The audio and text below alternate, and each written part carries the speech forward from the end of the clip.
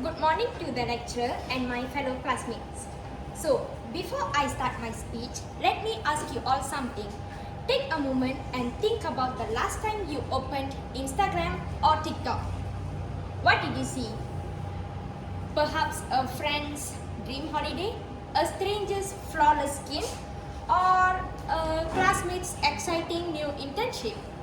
And in that instant, without even meaning to, many of us ask ourselves one quiet painful question. Why isn't my life like that? That question sits at the heart of the issue I want to address today. Social media comparison and the very real toll it is taking on the mental health of Gen Z and young millennials.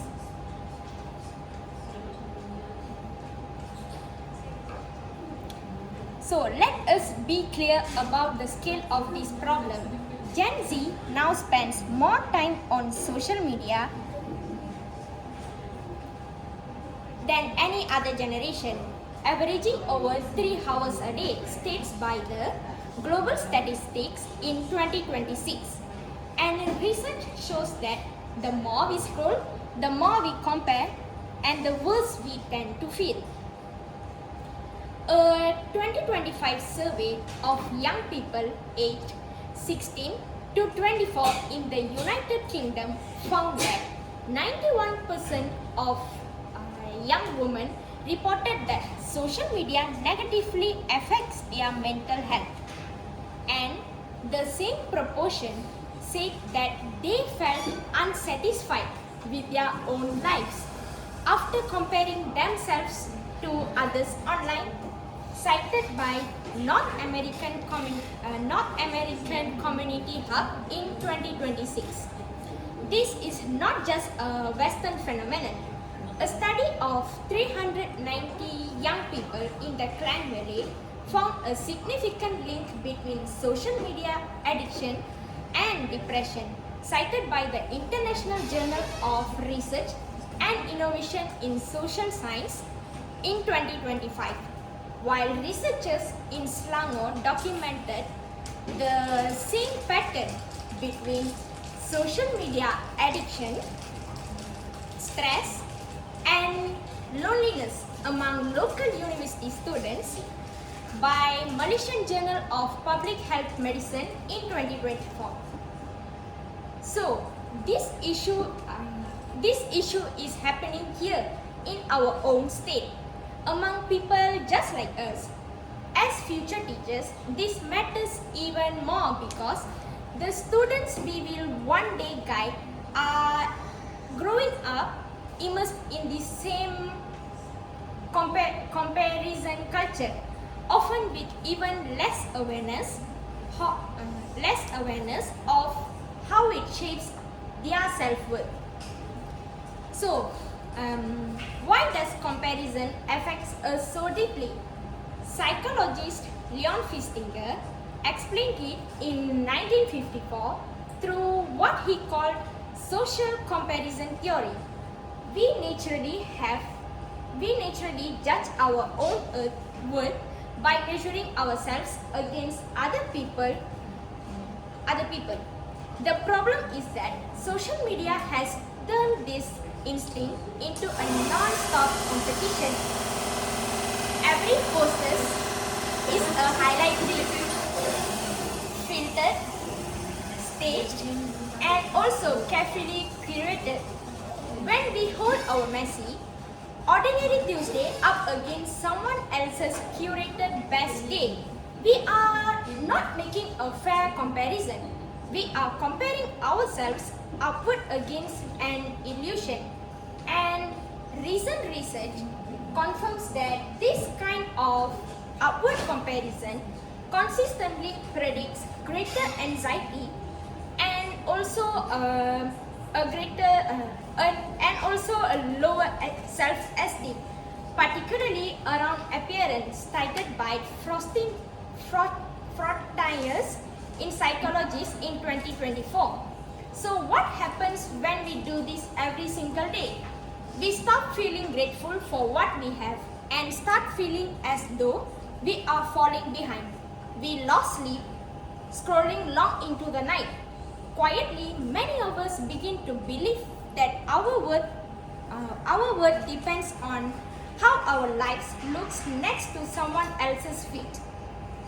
In fact, a global survey of over 23,000 young people found that 40% of Gen Z reported feeling stressed or anxious most or all of the time, as cited in growth therapy in 2026. But here is what I want you to remember. This cycle is not inevitable and it is not permanent. We can also break it.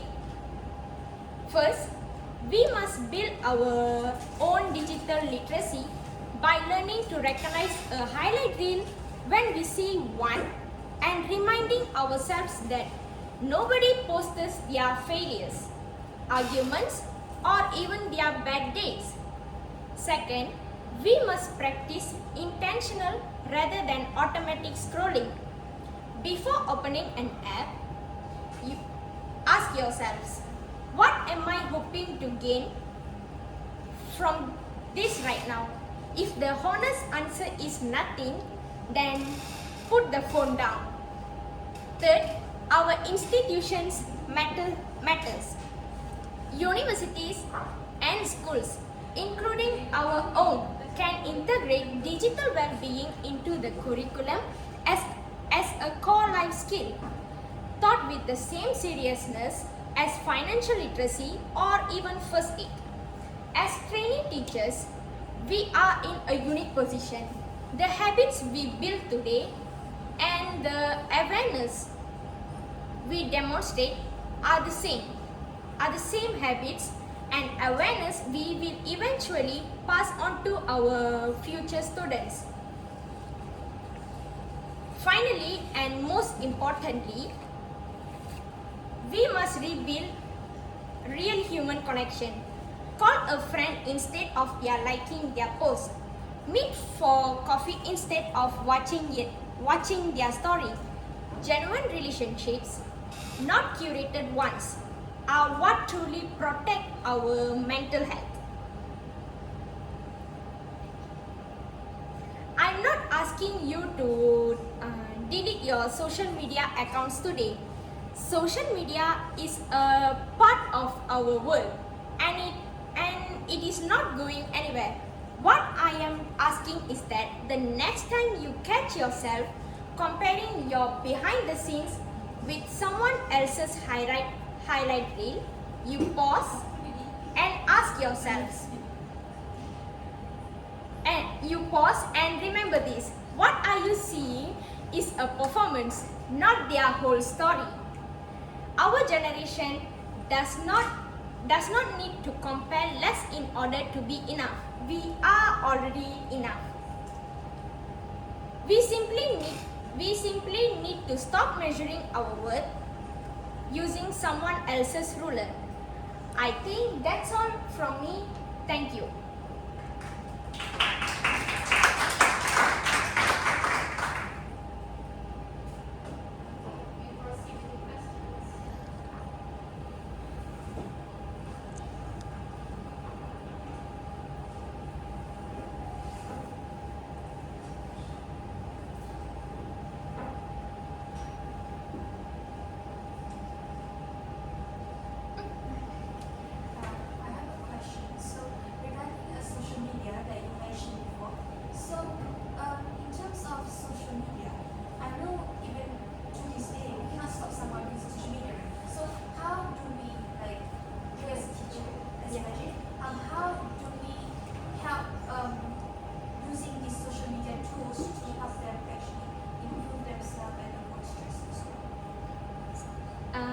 Okay.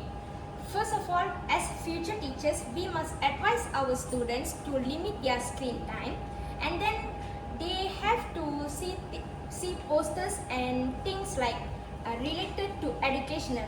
For example, they have to see posters like how they can improve their language and so on, so that they can improve themselves, not comparing their lives to others.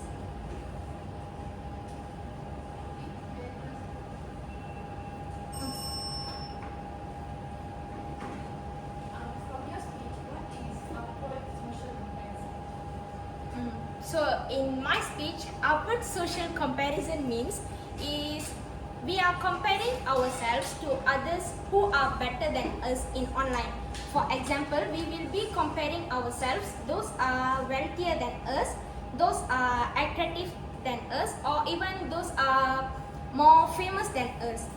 Sometimes this may motivate us, but most of the times it only increases our anxiety and also lower esteem.